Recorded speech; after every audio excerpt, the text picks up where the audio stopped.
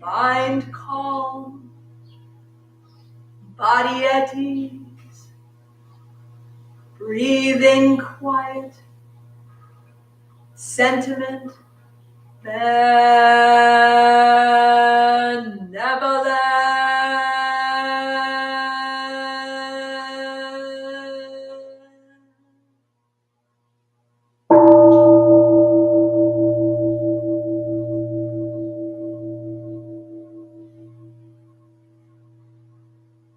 Dharma friends,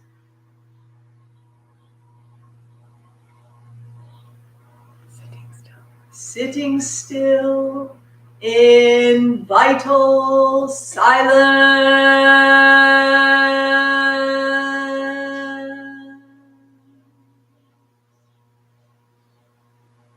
wanting nothing, we practice eco-Buddhism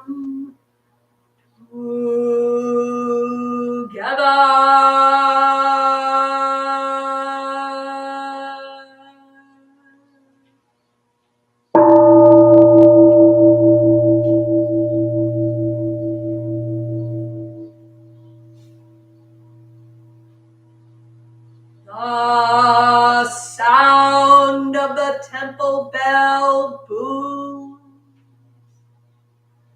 for all to cease from conflict.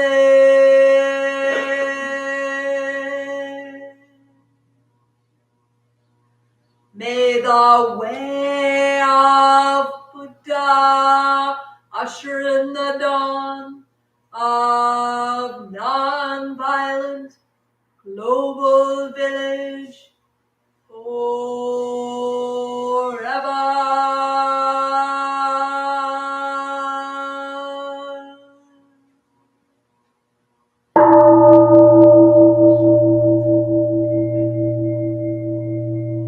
Here is the after sound of the bell.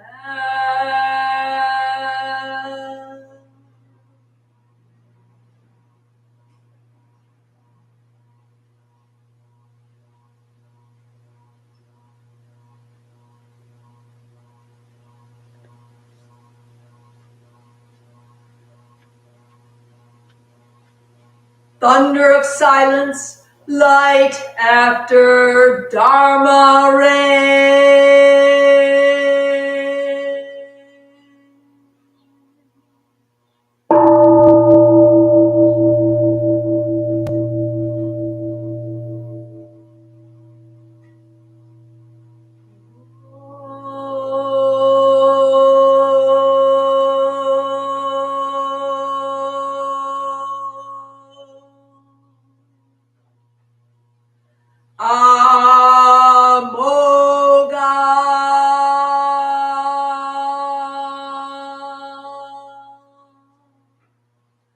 Vairochana Mahamudra.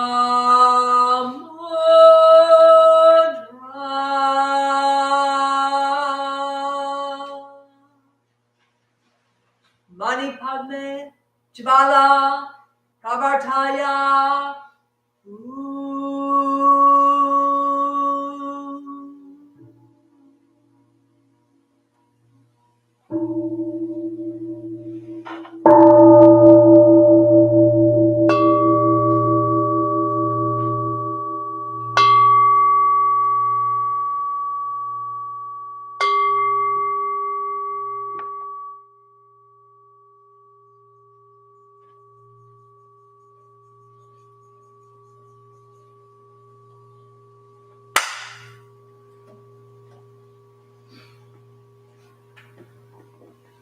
Please stand for the chanting of the three refuges.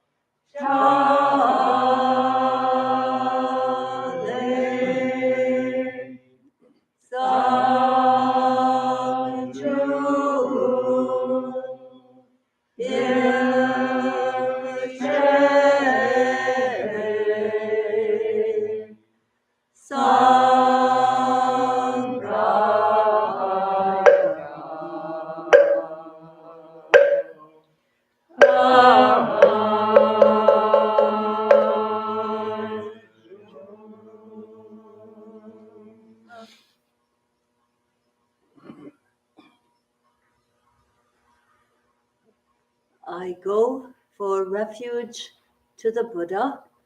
I go for refuge to the Buddha. And resolve with all beings. And resolve with all beings. I will cultivate a heart of enlightenment. I will cultivate a heart of enlightenment. And realize the great way. and realize the great way.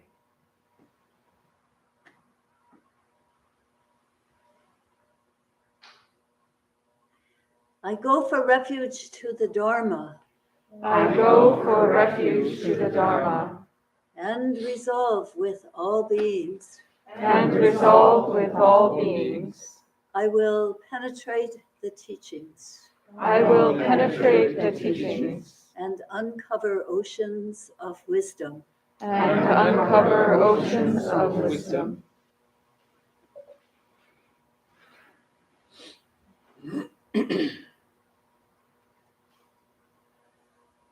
I go for refuge to the Sangha I go for refuge to the Sangha and resolve with all beings. and resolve with all beings. I will seek peace and happiness for the many I will seek peace and happiness for the many and transform this world into Buddha lands unimpeded. and transform this world into Buddha lands unimpeded.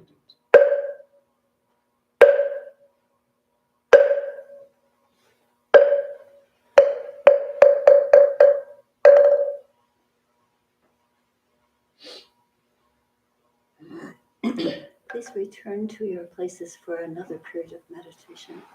About 5 minutes.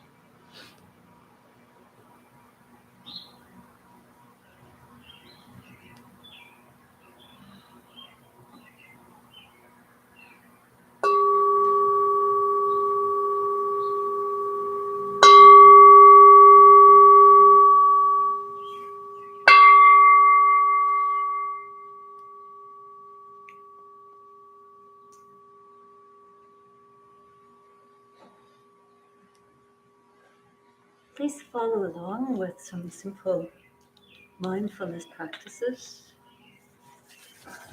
with each being aware of our body and our breath.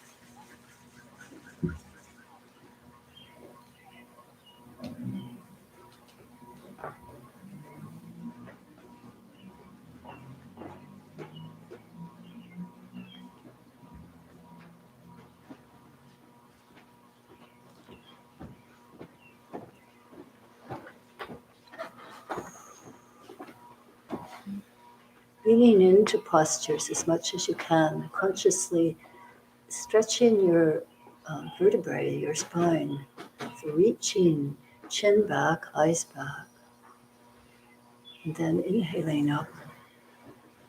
And again, feel an extra stretch. Look up, head back, and push up with the heels of your hands. You can feel it all the way down the side of your trunk. And then release and exhale.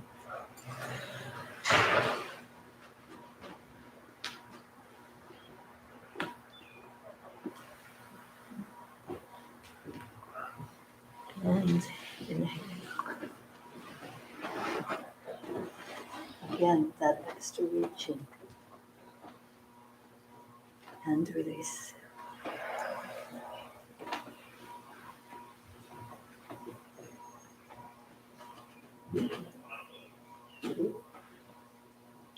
Inhaling up.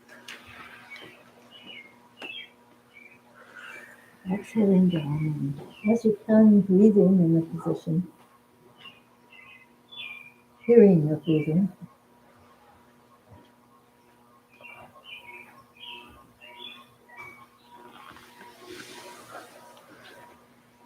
Placing fingers behind it. Holding.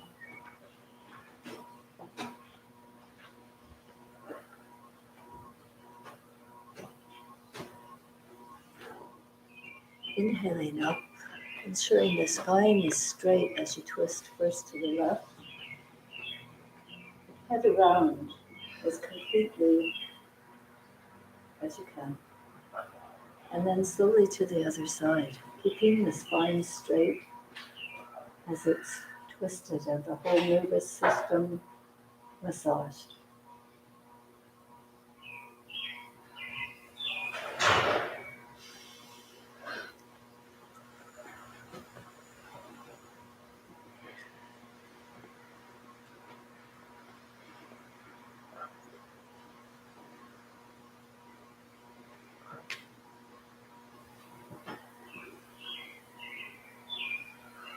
Changing directions.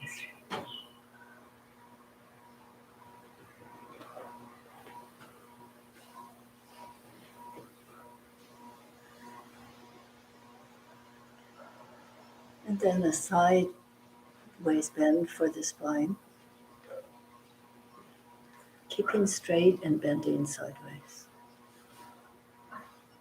Inhaling up and changing.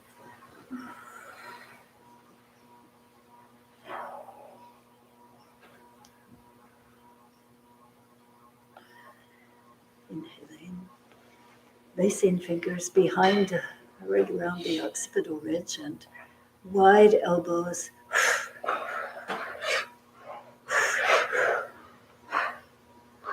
And again, twisting to the left, keeping the spine straight and allowing the massage of the whole nervous system.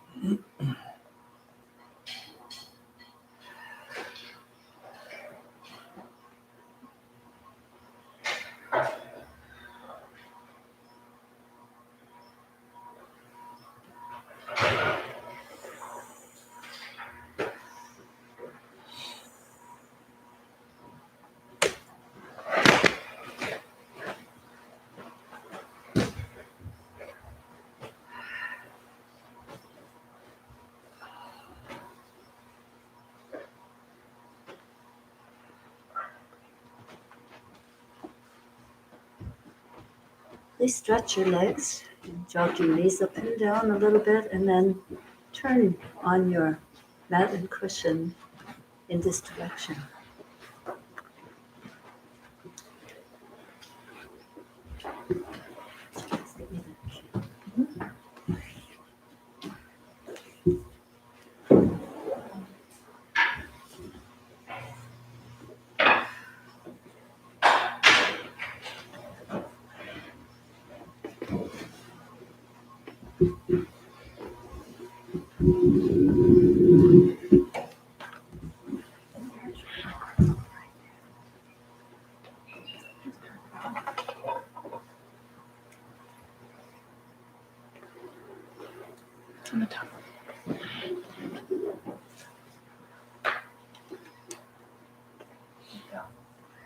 You just need to unmute it with the toggle. There you go. Here we go.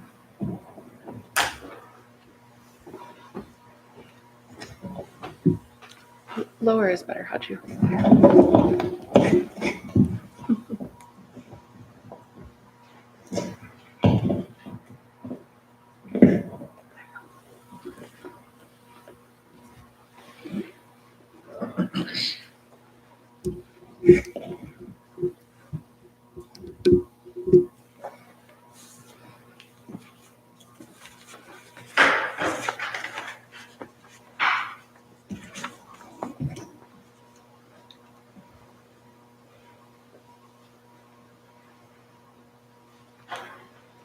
Summertime and the living is easy.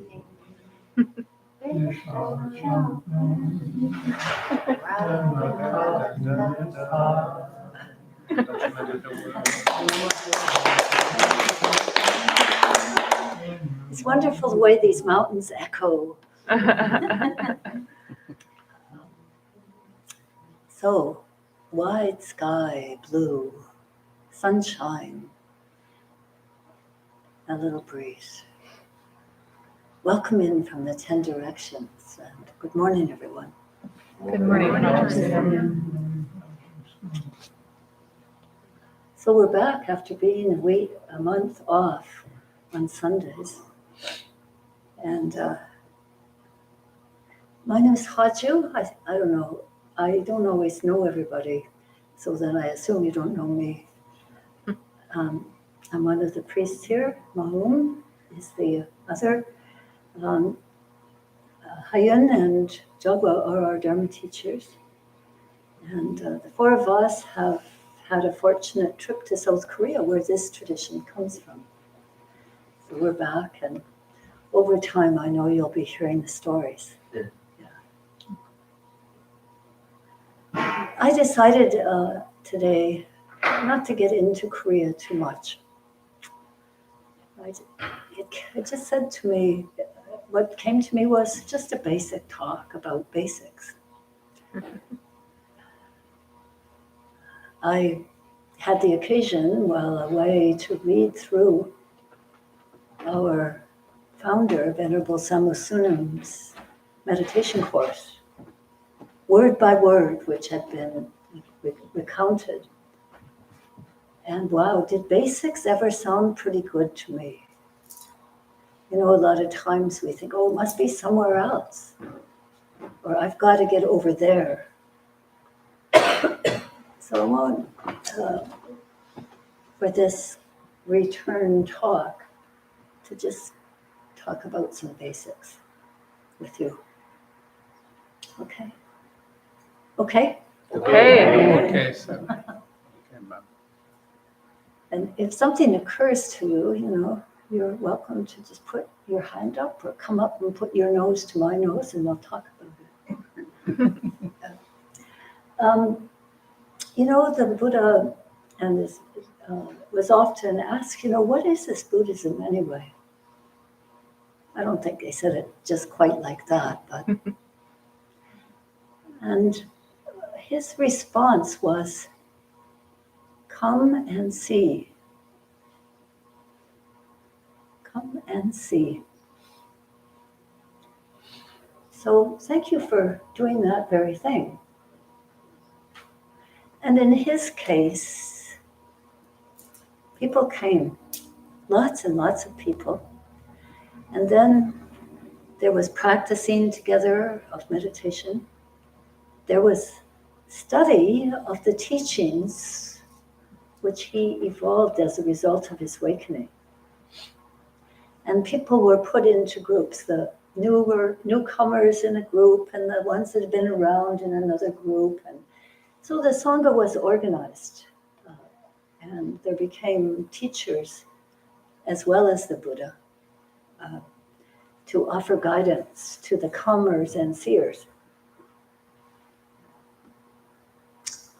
And one of the very first talk that the Buddha gave after he had awakened, and waited actually, it said about 6 weeks after to begin to teach because he wondered if anyone would understand. But he was persuaded by Brahmasapata to, no, please, there are some people with no sand in their eyes. Please teach. And so his teaching was at Deer Park, often in parks, and he taught the Four Noble Truths and the Eightfold Path. And I have a feeling probably all of you have heard of that, the Four Noble Truths and the Eightfold Path. Yeah. So I'm going to talk specifically about one part right now. Let's just review the Four Noble Truths. The first is there is suffering. The second is it's caused by clinging. The word is clinging, kind of getting attached in some way. The third is there's a way out from that. It's called nirvana. It's a way where there's no appetite. Fire would be bereft of oxygen. We would be bereft of desires, etc., clinging. And the way to do that, the fourth noble truth, is by the Eightfold Path, which is about balanced thought and speech, balanced ethics, etc. There are 8 of them. And today I would like to look at that second part of the Noble Eightfold Path, the Four Noble Truths, which is about clinging. Because that's what causes the suffering. And gosh, there's a lot of suffering going on these days. Have you noticed? Yeah. So I think it's pretty important to begin to understand it. One of the things that the Buddha talked about is why people get confused and entangled. And his conclusion was it's because of ignorance. So one of the reasons that we study and then test it in our lives is to take away that blindness and see things clearly. Okay, so let's look at the 4 attachments or the 4 types of clinging. To sense pleasures of the tongue, of the nose, of the eyes, of the ears, the skin. Oh, such a nice wind this morning. Of the mind, thoughts. Yeah. So clinging to sense pleasures is the one first cause of suffering. And then the next one is clinging to views. And I'll see if anybody can get these memorized, so please pay attention. The third one is clinging to rites and rituals.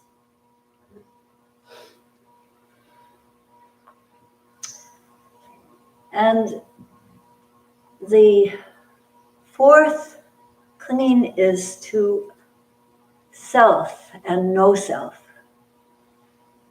Me, mine. Or else, not me, not I, not. So clinging to those concepts. And when I first began to read about Buddhism, and it wasn't when I first came because my teacher said, don't read. And so I didn't read for a while. I'm thinking I, therefore, was learning nothing about Buddhism. And then when I was asked to give a talk, when I moved here from Toronto, I quickly looked for a book because I thought I didn't know anything, So this is the book, What the Buddha Taught, by Walpole Rahula. It's not a pop Buddhist book. I don't know if you know what that means. It's one that you just kind of eat up a little bit. Wow, Pema Chödrön is so good, although I think Pema Chödrön is one of the best pop stars in terms of Buddhist books and teaching. But this one it takes a little study and sticking in with it. And so that's what I read. And I thought, this book is articulating my experience. So I had names for, well, this is why I'm suffering. I've got this boyfriend that I'll just about do anything for. Big mistake. He needed straight talk. Anyway, so Walpole Rahula put these 4 attachments into a little summary, which I think is a little more user-friendly. So remember, the sense pleasures, views clinging, rites and rituals clinging, and self-clinging. So, and he's calling a clinging thirst. Here, the term thirst includes not only desire for and attachments to sense pleasures, wealth, and power, but also desire for and attachment to, listen to this, you might wonder, desire for and attachment to ideas and ideals, views, opinions, theories, conceptions, and beliefs.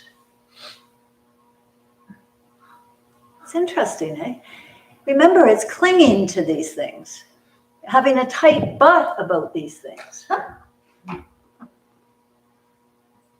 Let me just read this again. So this thirst, this clinging, includes not only desire for and attachment to sense pleasures, wealth, and power, but also desire for attachment to ideas and ideals,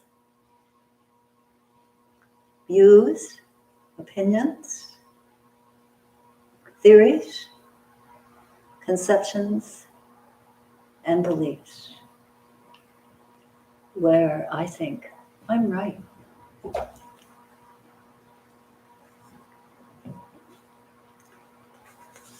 Okay. So how to work with this? Any of them, really. Well, we go back to what the Buddha said, come and see. You have to see it. You have to see it in yourself. You have to see it in others. Helps to understand.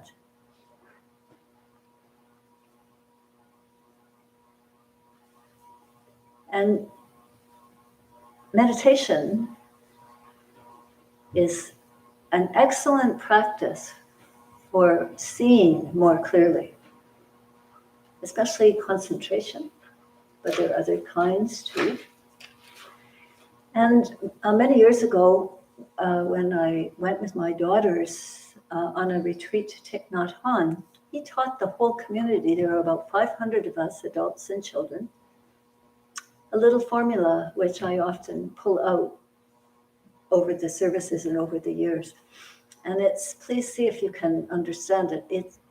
He gave us a calligraphy symbol. And it goes like this, horizontal line. So think I have a brush. Vertical line. And then on that vertical line, and on that new horizontal line, and a circle around it all. Okay, try it with me. Ready? Horizontal line, vertical, horizontal again, and on. That one, vertical, and yeah. Okay, the meaning of it. He had us do it over and over again, even the kids. It means stop, look deeply, and respond. Not react, respond. And maybe respond, could we say harmonize? So when we are in the midst of these 4 attachments, if we can stop and see what's going on, or we're with someone who's in the midst of those four attachments, stop. Look deeply as much as you can. I read something about this in Walpole Rahula, kind of thing. Or I've heard some teacher talk about this. And then respond. with wisdom and kindness. So there's the methodology. First of all, we have to train ourselves to be able to concentrate in the midst of our sense pleasures, in the midst of our opinions, in the midst of our me. And then we need to stop and look deeply and then respond. Okay. As I was saying, we were really enjoying looking at Venerable Samosunam's Introductory meditation course as it was taught early in the 80s and 90s. Somebody recorded his words, and word by word. And so many of the teachers in our greater Sangha and the students were studying it. And I would like, it's really interesting. You can see by this page that it's all kind of underlined in stars by people who've used it before. And I'd like to read it aloud to us because what it is, it's a stopping. He suggests 3 types of stopping and how to kind of breathe and work with it. So would you stand, please?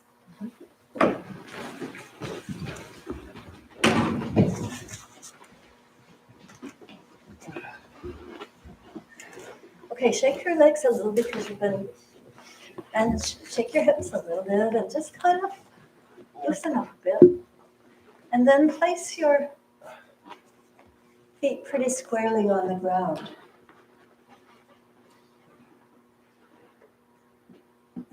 And we're going to talk, Sunam's giving us some guidance on this thing that you see Buddhists do a lot, right? It's called Habcong. Let's say it's Hapchang. Habcong. Please say. Habcong. Habcong. Habcong. Right. So it's a bringing together. And the first one is called Habcong of sincere heart. Palm to palm and the right thumb over the left, just held it comfortably in front of you. Okay, let me read because what Sunam said about it is simply beautiful. Habcong of sincere heart. You breathe out through open mouth, letting go of stressful thoughts and feelings, listening to the sound as you exhale, relaxing your body, just letting go. So let's try that. So you breathe out with your open mouth, letting go of stressful thoughts and feelings. So let's again breathe out, open mouth. Listening to the sound as you exhale. Relaxing your body. Just letting go. This is called letting go practice, and it's how you practice peace of mind. Peace of mind is not something to be obtained in the future. It's something we practice in this moment. So one more time, inhale so that you can breathe out through your open mouth. Continue to do that, letting go of stressful thoughts and feelings. Listening to the sound as you exhale. Relaxing your body. Just letting go. This is called letting go practice, and it's how you practice peace of mind. Peace of mind is not something to be attained in the future. It's something we practice in this moment. The second Habcong is as if you have a space in between your hands, still the right thumb over the left, and it's called Habcong of open heart. Please say. Habcong of open heart. Okay, So it needs to have the same kind of breathing going on, and we're listening to it. And here's the description. The second Habcong is Habcong of an open heart. Can you repeat that after me? The second Habcong is Habcong of an open heart. You leave a little space between your hands as if holding an egg. Here, empty has a sense of liberated, free from sorrow and pain, and our need to be right. What is in your heart when it is empty of ill will and pain is love. You are ready to listen, to accept things, accept changes in your life, accept other people. Breathing in, breathing out, listening. The second Habcong is Habcong of empty heart. You leave a little space between your hands as if holding an egg. Here, empty has the sense of liberated, free from sorrow and pain, and our need to be right. What is in your heart when it is empty of ill will and pain is love. You are ready to listen, to accept things, accept changes in your life, accept other people. Breathe in and out and listen, feel it in your body. This is an embodiment practice. It's not just something you're doing here. Your body must be very much a part. Third and final Habcong. The third Habcong is called Diamond Habcong. And it's like you lace your fingers together and hold them like this, so the little knobs on the diamond, it's like that. And all of my experience with this just is because when I was first starting here, I had two little kids. And they were constantly wrangling with each other. So I taught them Diamond Habcong, which is a Diamond Hab, so they would get their hands together, not on each other.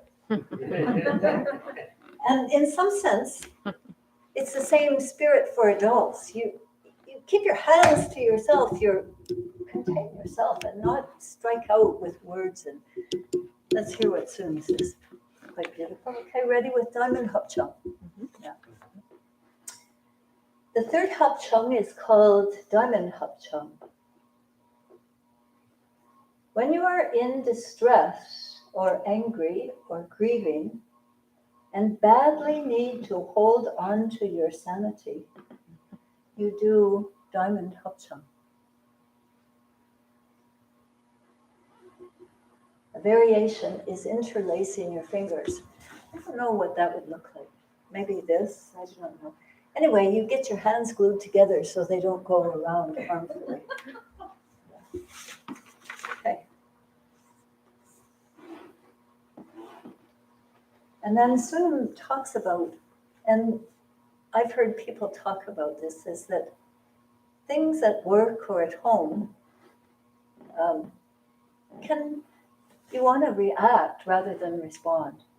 So just going somewhere in a little space, Sunam suggests the bathroom sometimes, and putting your hands in Habcong and simply doing these practices. And some of these words will be really helpful. And people used to tell me in the office they would get really irritated and simply do that. There's privacy often in the bathroom that you can't find. So, yeah.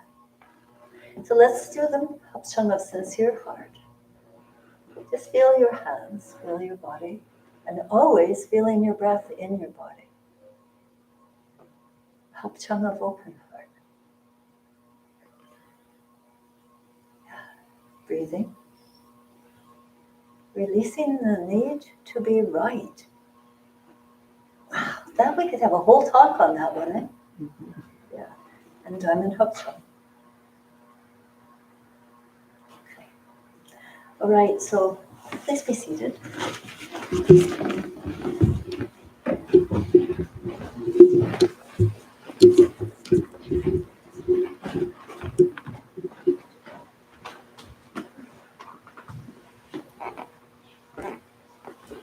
Okay, so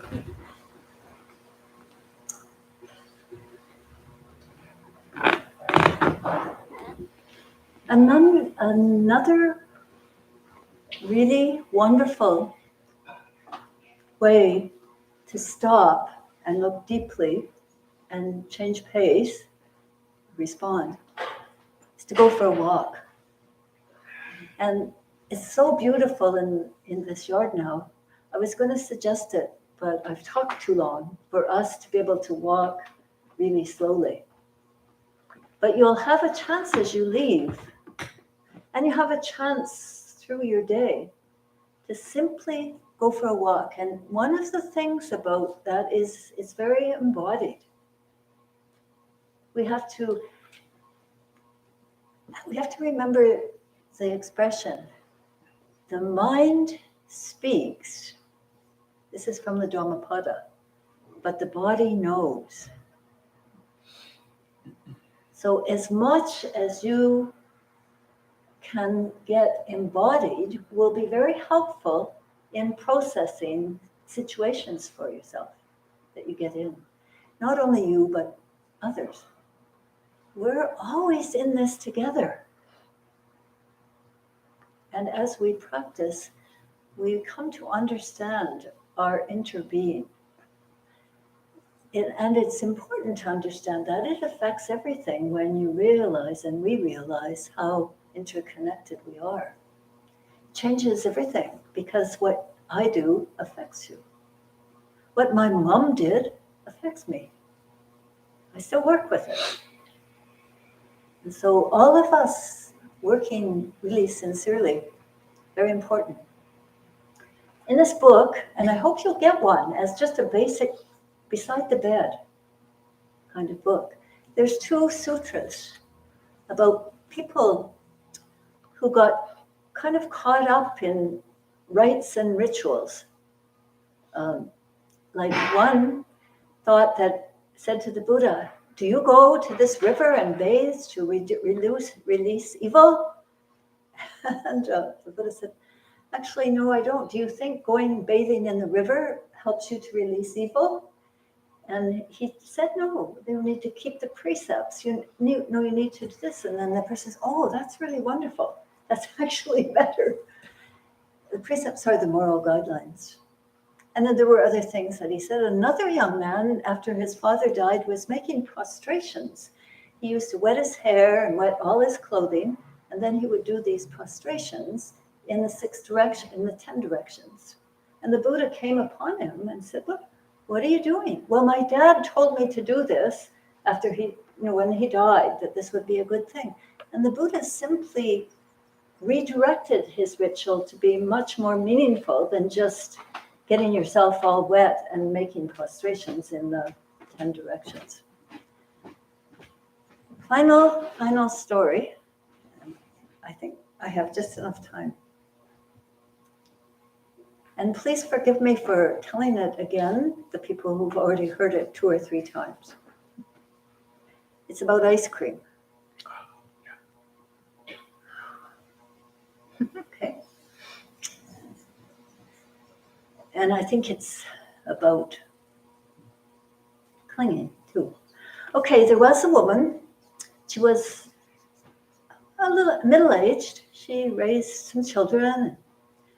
She lived she had work and she had the kids still and husband. And one thing she did on Saturday mornings was go for a really long walk, and she got up very early to do that. And this particular Saturday morning, she decided that she wanted to go to a coffee shop to get some ice cream. They had a little ice cream station at the coffee shop. And so she drove over to the coffee shop and went in, and there was one person at the bar drinking coffee and having a donut. And it was Paul Newman. Ever heard of Paul Newman? I know he and his wife Joanne Woodward made salad dressing, at least. But also kind of a glamorous movie star in some sense, handsome, and she particularly was kind of one of her very favorites. And so she was dazzled. There was Paul Newman, and she, at the same place she was in, he was the only one there. And wow, she wanted to say something to him, but words could not come.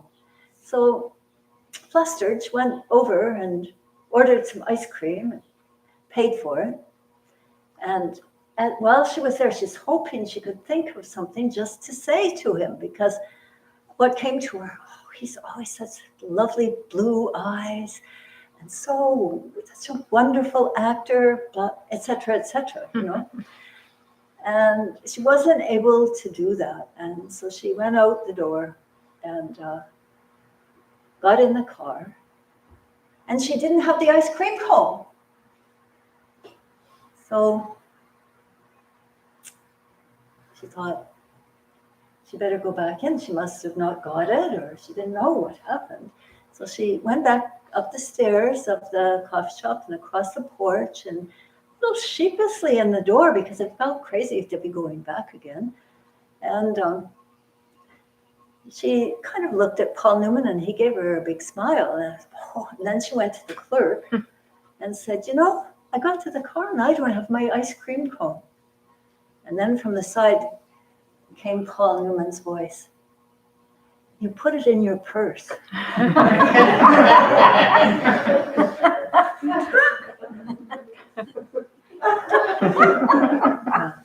I really laughed when I first read that story. It says you're just so distracted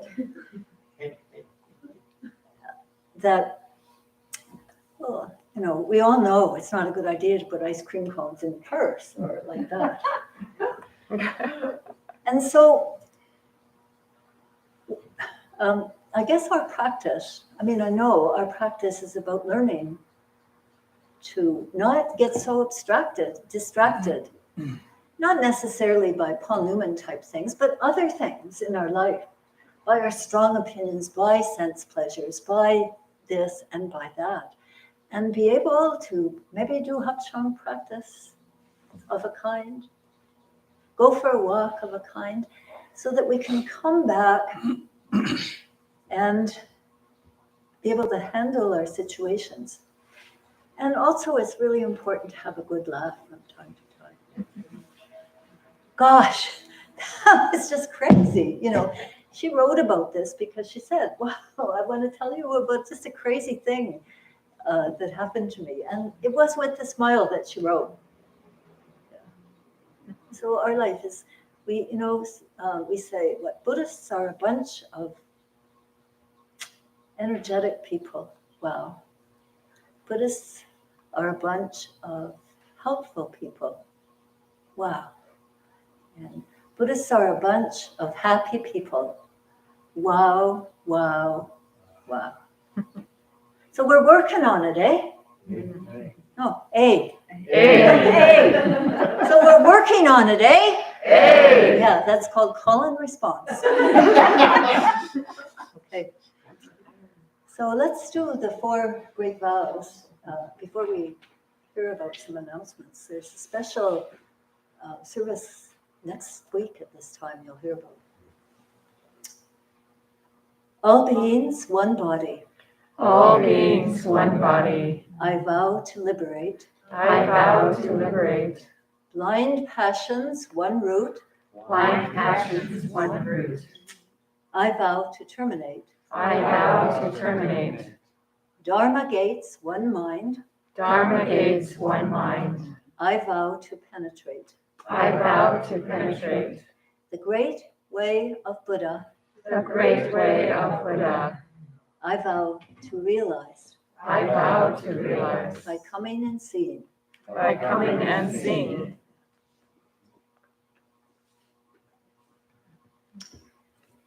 So who's doing it? Oh, I'll do it now. this is Magamag. He's going to give some announcements. He's one of our Dharma guardians. Okay. Okay.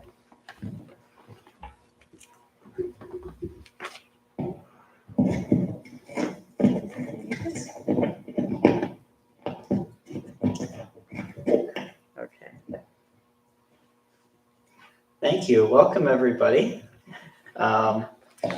It's good to see everyone and to be holding services again after our summer recess. And we have a lot of new people here today. We have about half a dozen new people. So if you have any questions after the service, I encourage you to ask any of us wearing the gray, and we'll try to answer your questions. Also, before you leave today, take a moment to walk around our backyard, like Haji was saying, and we have a nice pond, and we have some chickens, and it's... Yeah, and also we're having a memorial service this afternoon. One of our members' mothers died just before COVID, and there was no service that was possible at that time that they wanted to have. And Lucy, what his name was, a quiltist, and so many of her quilts are hung all around the backyard. So it's really like a gallery of quilts. They're not all up now, but there are some. So I encourage you to take a walk and see these. And these are some pretty impressive quilts, let me tell you. So also I encourage you to take a copy of this blue sheet that's sitting on the table right outside the room, because this is our calendar. So it has events coming up on our calendar. And I'll just mention a couple of those. Thank you. We offer an introductory meditation course, which usually runs for 5 consecutive Thursday evenings. And so the next one of those will begin on September 8th. In the introductory meditation course, you learn not just postures for meditation, but you also learn the basics of Zen practice. And so I highly recommend this course. Now, we're going to offer that as a one-day introductory meditation course, sort of high-intensity Zen, if you can imagine. That's going to be on Saturday, July 23rd from 9 a.m. to 5 p.m. And that covers all the same information as in that 5 Thursday course. So if you're interested in that, there's a sign-up sheet on the table in the entrance hall. And then we also offer yoga classes periodically, and the yoga classes will resume in September. And then Haji mentioned there's a special service next week. So who would like to talk about that? Do you mean the precept? I'll talk about it. Okay. First of all, we had several people in our Sangha taking the precepts, formally becoming Buddhist. And we had the ceremony in Chicago. And except for Ursula, none of the others were able to attend. So as we always do, we'll have a presentation of their formal certificates and their beads next Sunday. And also what happened in Chicago was we had an appointment service for Ma She is now the director of this temple and Sangha. And I will conduct the service, the appointment service after the precepts next week for our people who were not able to be there. There's a lot. It's a very special time in the Sangha when there's a change in responsibility like this. So Good. Next Sunday, please come. Okay, that'll be great. Has it been revealed what the name of the precept taking group? Come and see. You have to come and see. Come and- Okay. Suspense is building. Okay, and then are there groups meeting today, such as Recovery Dharma? Recovery Dharma will be meeting today in the lower Buddha Hall. Okay. You can get that by going through that door and taking the elevator down 1 floor. Okay, so Recovery Dharma downstairs here. Yeah. If I could have 2 or more volunteers for like 10 minutes, there are some boxes on the front porch that we need moved to the shop. And I don't know, Haji-san, if you'd like this moved now, or you want to Yes. supervise that? So we just need some help moving things, and I will direct that, and Haji will direct you where to put the bell. Can I see a show of hands, people who might be willing to do that? Awesome. Okay, so just meet me out in the foyer, and I'll show you where to go. Thank you. Okay. The temple is supported by your kind donations of time and money. We have a fishbowl for monetary donations right outside the door. If you'd like to volunteer your time, just talk to any of us in the gray, and we can talk to you about ways that you can volunteer your time. Thank you. Bye. And then I have one thing. I would like to welcome Mike Capitan back. He has, I think in June, suffered a bicycle accident and had been recovering in a care center in Chelsea.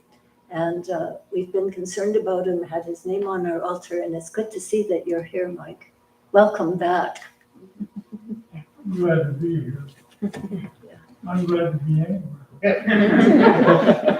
What did he say? I'm glad to be here, and I'm glad to be anywhere. Well, that's a good teaching in itself, for us. Thank you. Okay, so let's stand. Pablo? Yeah, just one question. You mentioned the ceremony for Lucy this afternoon. Maybe you could specify if people who are not the family are welcome and invited, because it was not said if they were invited or not. Is it There have been people invited, only the family. Okay. Yeah. So Yeah. just So- supposed to know. That doesn't mean you can't go back there and see all the quilts. So please do take Yeah, that. the event doesn't start until 3, so right now it's fine. Okay, let's stand with the 3 formal prostrations.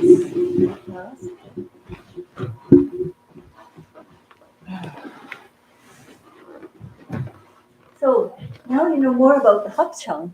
Sincere heart, open heart, diamond Habcong. And making love with your Habcong.